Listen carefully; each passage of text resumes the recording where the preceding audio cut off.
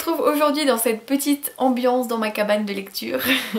J'ai eu une idée qui m'a été soufflée sur Instagram quand j'ai demandé aux gens ce qu'ils avaient envie de voir sur ma chaîne en ce moment. Vous ne me suivez pas sur Instagram, c'est @le souffle des mots, comme d'hab. Et on m'a donné une idée, genre de lire le début de livre que j'ai aimé. Et je trouve que c'est une trop bonne idée, j'adore lire. Enfin c'est vraiment un truc que j'adore depuis que je suis toute petite, de lire à voix haute, mais j'ai pas tant que ça l'occasion de le faire. Du coup je trouve ça trop bien de pouvoir le faire en vidéo. Donc là j'ai choisi 3 livres, je vais vous lire du coup le premier chapitre ou un peu plus ou un peu moins selon la longueur des chapitres. Le but c'est que vous puissiez voir si le style vous plaît, voir si l'histoire vous plaît, et je pense que déjà c'est des livres que j'ai adorés, donc je pense que ça vous plaira. Donc ma liste c'est Faux Boss de Victor Dixon publié aux éditions Robert Laffont dans la collection R, Je suis ton soleil de Marie Pavlenko publié chez Flammarion Jeunesse et Les Petites Reines de Clémentine Beauvais publié aux éditions Sarbacane dans la collection Exprime. Je commence avec Les Petites Reines, c'est parti.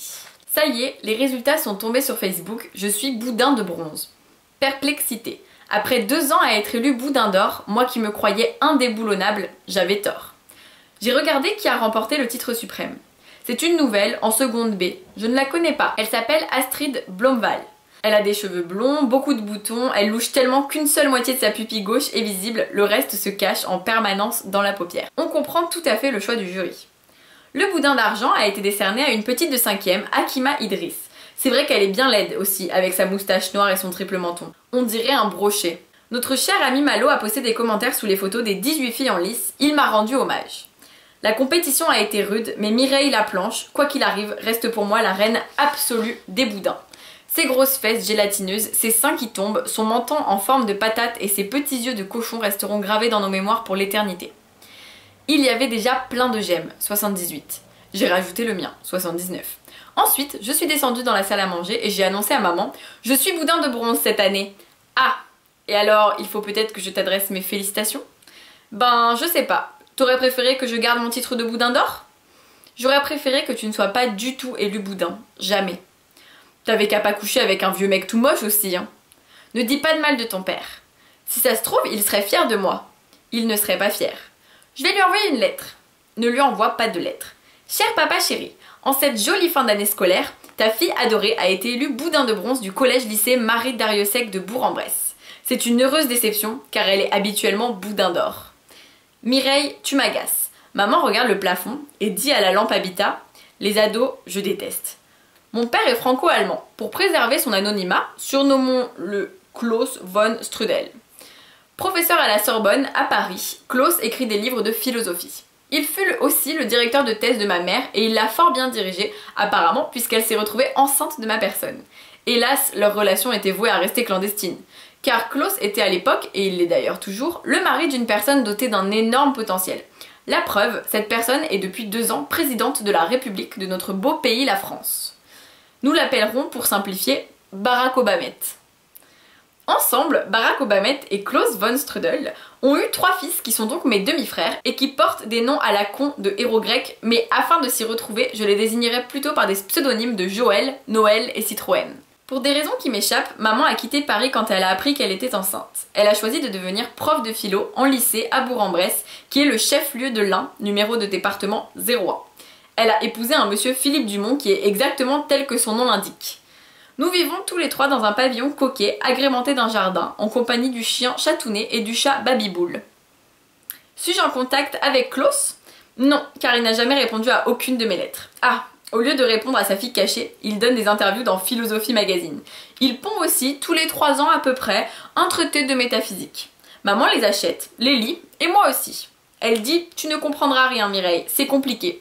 Mais je les lis quand même, et je comprends parfois. Klaus écrit des choses comme « Le réalisme spéculatif a aidé à lubrifier le passage vers une métaphysique décantisée. La pensée de Quentin Meillassoux retourne la métaphysique contemporaine et lui impose de jouissives secousses. Je refuse cependant l'avènement d'une philosophie castrée de Platon et de Descartes. Moi, c'est un gros dégueulasse en fait, Klaus. Maman, arrête enfin, mais arrête. D'abord, il ne s'appelle pas Klaus, et puis tu n'y comprends rien. Sa pensée est révolutionnaire, mais ça tu ne comprends pas, tu ne peux pas comprendre. Maman, il compare Platon et Descartes à une paire de couilles. 15 ans, éructe ma mère, 15 ans. C'est vraiment l'âge le plus idiot du monde. 15 ans et demi, s'il vous plaît. C'est à l'âge de 8 ans que j'ai envoyé ma première lettre à Klaus. Bonjour monsieur, ma maman, Patricia Laplanche, m'a dit que vous êtes mon père. J'aimerais vous rencontrer à Paris et voir Joël, Noël, etc. Je suis à l'école primaire Laurent Gérard, j'ai de bonnes notes et j'ai appris à lire à 4 ans. Au revoir, Mireille Laplanche. À l'époque, Citroën n'était pas encore né. La deuxième, j'avais 12 ans. Cher monsieur, vous n'avez pas répondu à ma lettre d'avant. Pourtant, ça aurait été sympa. Je suis en 5e au collège Marie Dariussec. Je suis la première de ma classe. J'aimerais toujours bien vous rencontrer à Paris ou ailleurs. Mon numéro de portable est le... Cordialement, Mireille. La troisième, je l'ai écrite il y a 3 mois. Klaus, tu es mon père. Tu le sais car tu as parfaitement reçu mes 2 premières lettres. Je te vois à la télé avec Barack Obama, Joël, Noël et Citroën. Et je te trouve carrément gonflé de ne pas me répondre. J'ai 15 ans, je ne suis pas débile. Si c'est ça qui t'inquiète, ma mère n'est pas derrière tout ça. J'ai lu tous tes livres, appelle-moi Mireille. Rebide. Maman est tout à fait au courant pour la dernière lettre, vu que j'avais laissé traîner l'enveloppe bien en évidence sur la table avant de la poster. Klaus von Strudel, Palais de l'Élysée, Paris. Petit facteur, presse le pas, la paternité n'attend pas. Très drôle, a dit maman en voyant ça. Très drôle, mais ce que tu es drôle, mon enfant. J'en pleure de rire. Tu crois qu'il faut la laisser l'envoyer? A demandé Philippe Dumont, l'air inquiet. L'air inquiet signifiant lèvres retroussées plus tripotage de boutons de manchette. Il faut la laisser faire ce qu'elle veut, c'est sa manière de faire de la provoque, a répliqué maman. Il ne lui répondra pas, de toute façon. Ça n'a donc aucune importance. Philippe Dumont a toujours été profondément triste de ne pas remplir la béance qu'a creusée Klaus van Strudel dans ma vie. Il m'emmène au cinéma, au musée et au bowling. Il m'autorise à manger de la crème de marron directement dans le pot. Il dit « Vois-moi comme ton père, Mireille, je suis ton père ». Moi, je mets les mains devant ma bouche et je fais « Je suis ton père ».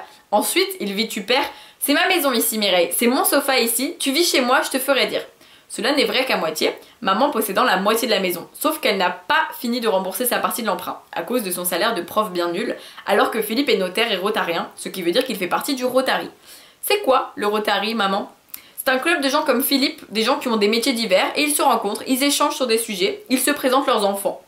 Philippe m'emmène pour essayer de me présenter. Je vous présente la fille de Patricia, Mireille. Les Rotariens sont enchantés de serrer la main à Quasimodo au-dessus d'un canapé aux œufs de saumon à la fête de Noël. Un jour, je devais avoir 9 ans, quelqu'un d'extraordinairement perspicace a fait remarquer « Cette petite ressemble étonnamment au philosophe. Vous savez, Là, j'ai eu comme un éclair d'espoir. J'ai regardé cet homme glabre et coupe rosée et je me suis répété de toutes mes forces « Allez, dis-le que je ressemble à Klaus von Strudel. Sème le doute, laisse les gens recouper les dates. Peut-être que si tout Bourg-en-Bresse signe une pétition à Klaus, il reconnaîtra que je suis sa fille. » Mais au lieu de ça, une dame a répondu « Jean-Paul Sartre ?» Et l'homme a hoché la tête. « Oui, exactement, Jean-Paul Sartre !» Ce n'est pas vraiment un compliment, c'était ce qu'a fait la dame. Non, a admis le monsieur, non sans franchise. Google, Jean-Paul Sartre, vieillard bigleux d'une laideur abominable. Presque encore plus moche que Klaus. J'ai déclaré à maman le lendemain matin, « Toi, je parie que si t'avais rencontré Jean-Paul Sartre, t'aurais terminé dans son lit. Tu veux une claque ?»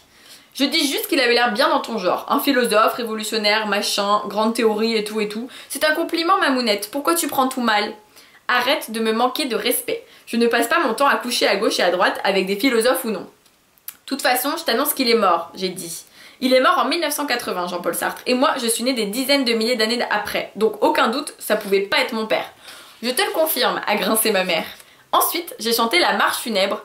Tam tam tadam tadam tadam. Est-ce que je connais la marche funèbre? Pendant un très long moment, afin de rendre hommage à la mémoire de Jean-Paul Sartre. Ça a fini par agacer maman. Tais-toi, Mireille, tu nous casses les oreilles, enfin. Là, j'ai sorti un truc qu'il fallait pas. Tu sais ce qu'on a appris en histoire géo, Mamounette? Après la Deuxième Guerre mondiale, on a tendu toutes les Françaises qui avaient couché avec des Allemands. Alors, tu imagines, à quelques années près, elle m'a dévisagée, on aurait juré qu'elle se repassait mentalement ce que je venais de dire sans y croire. Ça m'a fait un peu peur, mais j'ai quand même ajouté, pour rire, « Quick tatouf, splaf, la baffe, monte dans ta chambre, je ne veux plus te voir. » Je ne sais pas pourquoi j'aime à ce point exténuer ma mère. Je ne sais pas pourquoi j'ai jeté dans les toilettes tout le flacon de parfum Flower by Kenzo que Philippe Dumont m'avait gentiment offert pour mon anniversaire. Dis donc Mireille, tu as remercié Philippe pour le parfum qu'il t'a gentiment offert pour ton anniversaire? Et sans tirer la chasse, histoire de bien lui faire comprendre que ses 54 € de fragrance avaient fini dans les égouts. Je ne sais pas pourquoi, mais c'est comme ça. Voilà pour ce qui est des petites reines, j'espère que ce petit passage vous a plu et on passe à la suite. On passe à Phobos. Programme Genesis, appel à candidature. 6 prétendantes d'un côté, 6 prétendants de l'autre, 6 minutes pour se rencontrer, l'éternité pour s'aimer. Marquez l'histoire avec un grand H. En rachetant la NASA et tout son équipement au gouvernement surendetté des États-Unis, le fonds d'investissement multinational Atlas Capital a décidé de mettre un coup d'accélérateur à la conquête spatiale. Comment? Grâce à l'argent de la publicité et à vous. Le programme Genesis, c'est à la fois un projet spatial unique et une émission de divertissement jamais vue, la première tentative de colonisation de Mars et le plus grand show de l'histoire. Vous pouvez en faire partie. Trouvez l'amour avec un grand A. Tous les jeunes terriens au sommet de leur fertilité sont invités à postuler au programme Genesis. Les 6 prétendants et les 6 prétendantes sélectionnés feront connaissance lors du voyage en aller simple vers la planète rouge, sur laquelle ils fonderont leur famille. Ils auront 5 mois pour se séduire et choisir le partenaire avec qui enfanter. En échange de cette aventure unique, ils autorisent les caméras embarquées à retransmettre leurs séances de speed dating dans l'espace et chaque instant du reste de leur vie sur Mars, 24 heures sur 24. Vous avez entre 17 et 20 ans? Vous voulez participer à la jeunesse d'un nouveau monde? Envoyez votre candidature dès aujourd'hui et écrivez la plus belle histoire d'amour de tous les temps, la vôtre. Chapitre 1, Chant. Léonore, que ressentez-vous au moment de quitter la Terre pour toujours? Léonore, est-ce que vous avez hâte? Léonore, est-ce que vous avez peur? Léonore, Léonore, Léonore! Des centaines de bras prolongés de perches et d'appareils photo se tendent vers moi comme des tentacules au-dessus des épaules en uniforme qui essayent de les contenir. Un journaliste parvient à forcer le cordon d'agent de sécurité pour me coller sous le nez son micro et ses yeux de rapace bleu perçant. « Une dernière déclaration, Léonore ?» demande-t-il avec un sourire carnassier. « Des regrets, peut-être ?»« Non, aucun. Et vous ?» Je réponds en amorçant un geste du majeur que je rectifie de justesse en vue de la victoire. « C'est de la provoque ou quoi, me demander si j'ai des regrets juste avant le départ ? Qu'est-ce qu'il cherche, ce vautour? Des pleurs? Des coups? Il n'aura ni l'un ni l'autre. Serena nous a bien prévenu que les journalistes tenteraient de nous pousser dans nos derniers retranchements pour faire le scoop. Il faut dire qu'ils ont les crocs. Ça fait 1 an qu'ils attendent qu'on leur dévoile enfin les sélectionnés car notre année de formation s'est déroulée à l'abri des caméras, dans le plus grand secret. Aujourd'hui, c'est la première fois qu'ils nous voient en chair et en os et c'est aussi la dernière.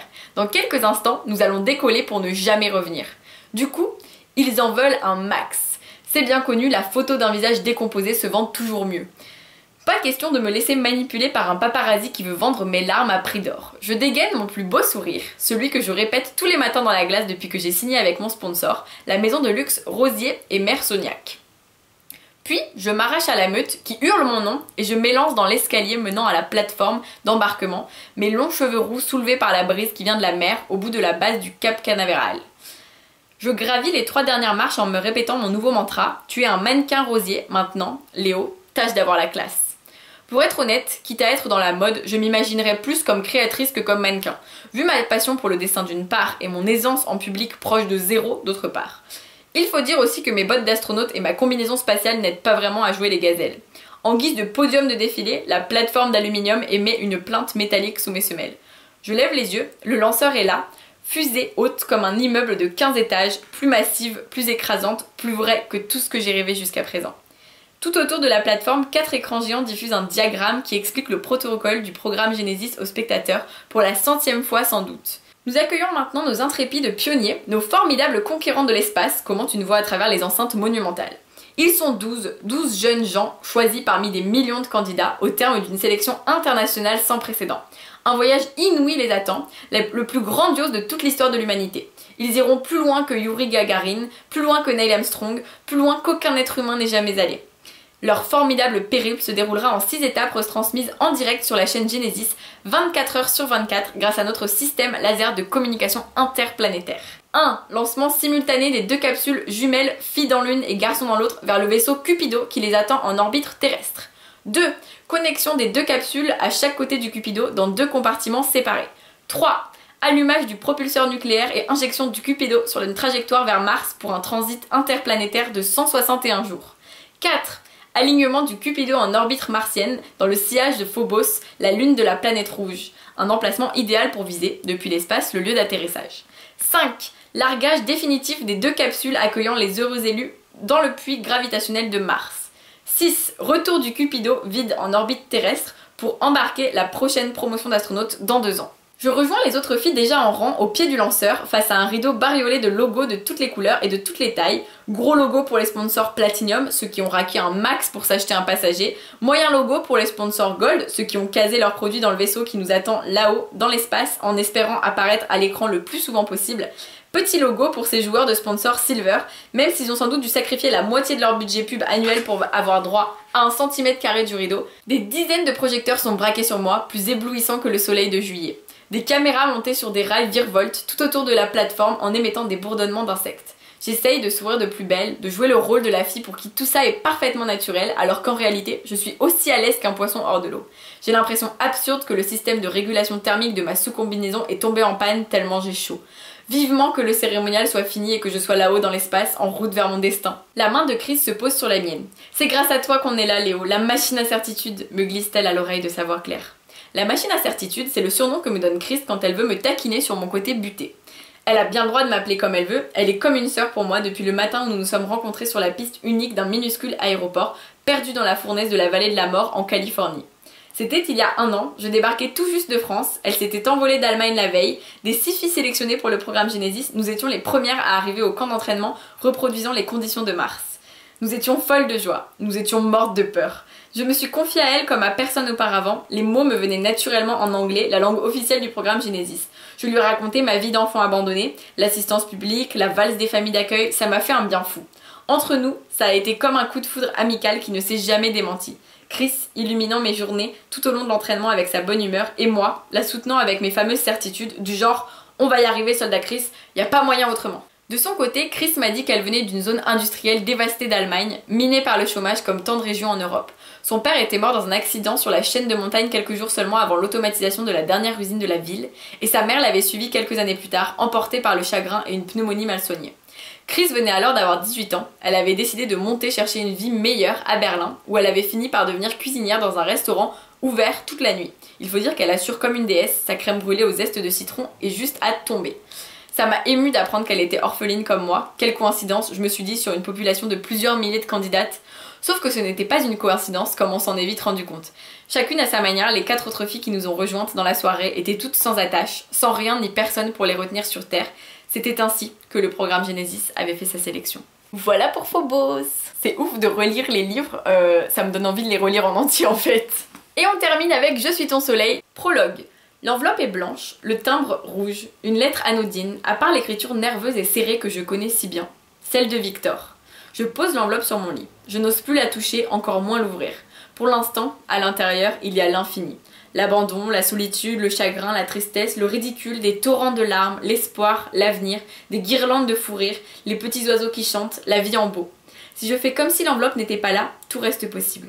Je me lève, ramasse une petite culotte qui traîne, charge mon téléphone qui affiche 98% de batterie, observe Isidore qui bave sur mon parquet, décale ma lampe de chevet de 2 cm, lance ma culotte au hasard. Isidore lève une oreille quand elle retombe par terre. Je soupire, je prends la lettre, je veux savoir. Chapitre 1. Quand Déborah doit bien faire sa rentrée. Un bruit désagréable me vrille les oreilles, une sorte de cri d'aspirateur enragé, comme quand l'engin avale une chaussette oubliée sous le lit et se met à monter dans les aigus. J'essaye de ne pas y penser, je me concentre plutôt sur le décor divin. Vous ai-je dit que le décor était divin ? Je m'explique. Je suis allongée sur une plage de sable blanc, sous un cocotier dont les feuilles ciselées se balancent dans la brise. Le ciel est radieux, comme mon sourire. Sans me vanter, ce n'est pas mon genre, je suis assez sublime dans mon bikini rose qui moule ma plastique irréprochable. Je sirote un de ces cocktails où une petite ombrelle en papier multicolore est collée au sucre glace.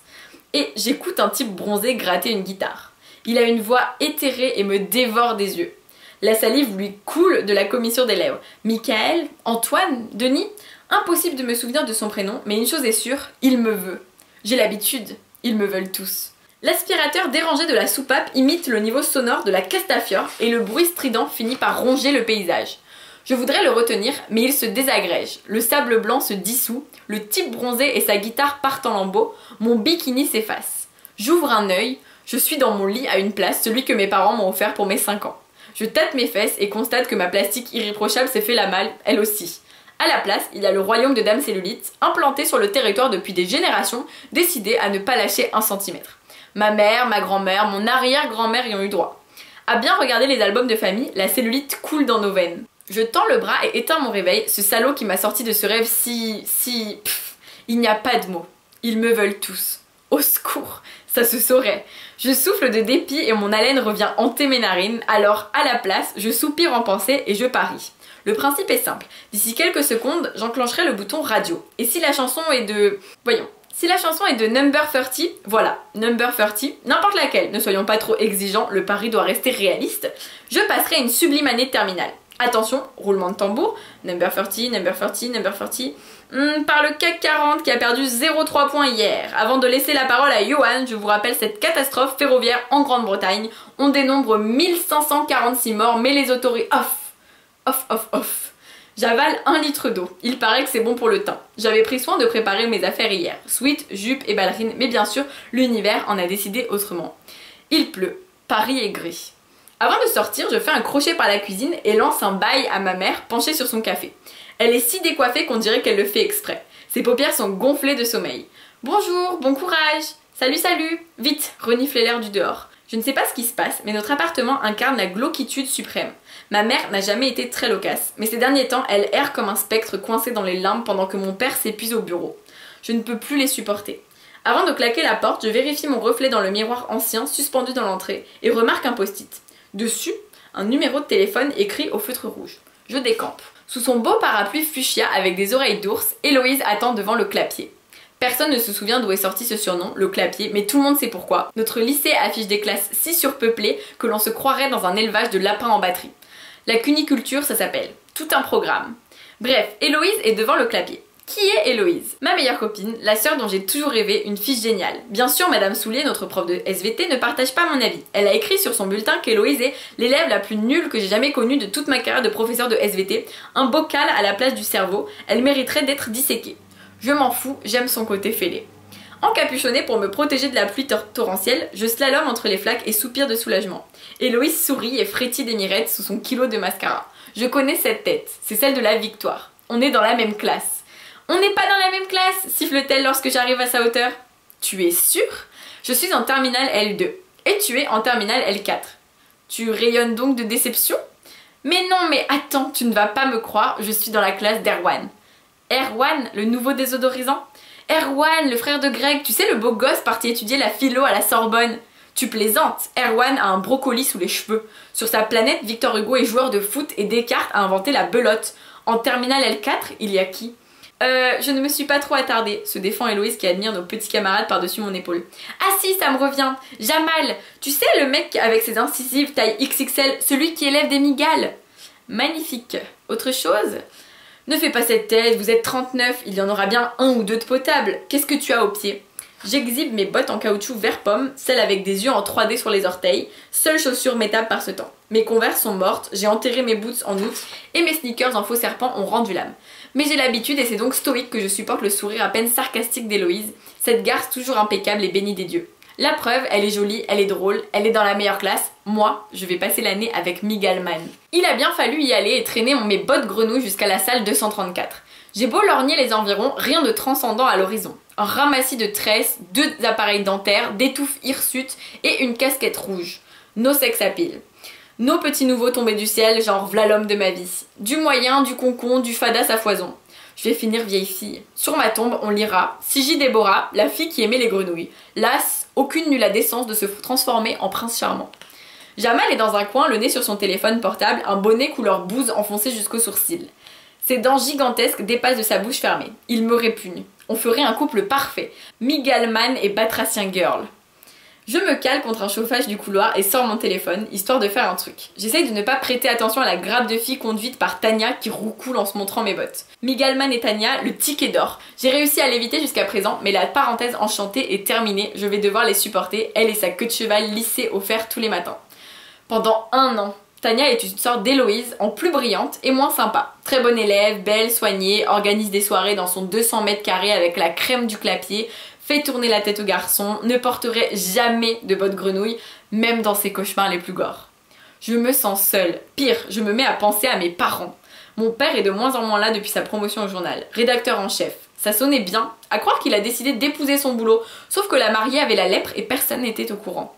Du coup, quand on a la chance de le croiser, mon père est fatigué, soucieux, absent. Ma mère, elle, est tantôt apathique, tantôt survoltée. Ces moments-là sont ma hantise. C'est comme si un panneau fluo « Occupe-toi de ta fille » apparaissait soudain au-dessus de sa tête et boum, elle se met à me bombarder de questions auxquelles je n'ai pas envie de répondre. C'est quoi le groupe à la mode chez les jeunes? Ou déballe des inepties qu'elle ferait mieux de partager avec ses copines. Dommage, elle n'en a pas. Je t'ai dit que ma collègue Frida est partie vivre avec un Allemand de 24 ans ou devant la glace en train de tirer sur sa peau. Tu crois que ça se verrait, une injection dans les pommettes? Je lui explique qu'elle en a pas besoin parce que c'est ce qu'elle veut entendre. Ça me fait de la peine, bien sûr, mais je ne vois pas comment l'aider. À 45 ans, elle a encore la moitié de sa vie devant elle, et puis ma mère est comme une planète en queue de système solaire, lointaine. Je l'aime, mais je n'ai aucune idée de ce qu'elle a vraiment dans le crâne. Pourvu que j'ai mon bac FISA pour quitter ce nid de dépressif. Je pourrais peut-être louer un petit 2 pièces avec Héloïse. Une brune, la cinquantaine, cintrée dans un tailleur, arrive à pas d'écureuil. Les élèves s'agglutinent à sa suite traînant des pieds. Je manque de me faire crever l'œil par une andouille de 2 mètres de haut qui range son portable dans sa poche intérieure, mais je finis par m'asseoir, cramponnée à ma table comme une naufragée. Bientôt, un calme relatif se fait et je jette un coup d'œil à la ronde. L'espoir fait vivre. Avec un poil de chance, un type en retard va débarquer et souffler les lampes du plafond rien qu'avec la puissance de son aura. Salut! Je sors de ma méditation chamallow et lève la tête pour observer mon interlocuteur. Un inconnu vient de s'asseoir à ma droite. Un inconnu que je ne connais pas, je veux dire. Je me métamorphose en caméra de surveillance. Je suis Hal dans 2001, l'Odyssée de l'espace, avec des cils en plus parce que son œil noir et vide fait quand même flipper. Le nouveau est châtain, les cheveux raides, les yeux noisettes, et en parlant de cils, les siens pourraient faire concurrence à ceux de Betty Boop, à se demander s'il n'utilise pas un recoupe-cils le matin.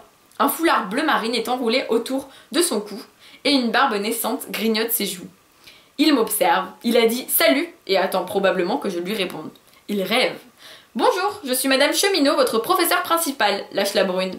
Elle grimpe sur l'estrade, pose son cartable sur le bureau, se retourne et parcourt les rangs en caressant les lunettes qui pendent sur son décolleté flétri. Mon domaine, c'est la philosophie.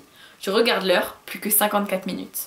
Et voilà pour mes lectures, j'espère que ça vous a plu, c'est totalement nouveau, je n'ai jamais fait ça et j'espère que ça vous donne envie de les lire, que ça vous a plu, n'hésitez pas à me dire en commentaire, je pense que c'est le genre de vidéo que vous pouvez écouter sans voir et ça peut peut-être vous donner envie de lire les livres. Si vous avez des conseils aussi, si jamais je lis trop vite, trop lentement, si ça vous plaît ou pas, tout ça. J'attends impatiemment vos commentaires, j'espère que vous lirez ces 3 livres qui sont juste exceptionnels et je vous fais plein de bisous, je vous dis à très vite pour une nouvelle vidéo.